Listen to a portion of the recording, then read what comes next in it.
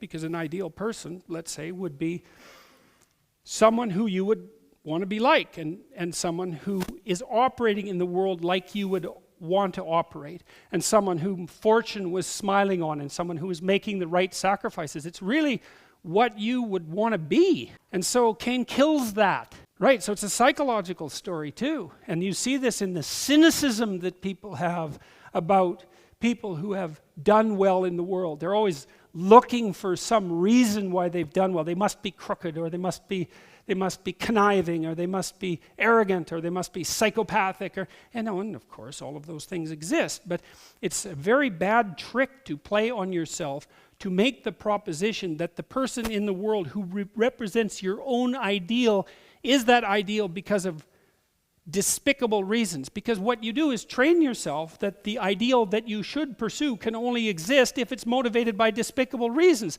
And then what? Not only is Abel, your brother, dead as your brother in the field in reality, but you've also slaughtered your own ideal. Well, then what the hell are you going to work for? Well, how are you going to live then? Well, bitterly and miserably, that's for sure. Bitterly, miserably, and hopelessly. That's how you're going to live.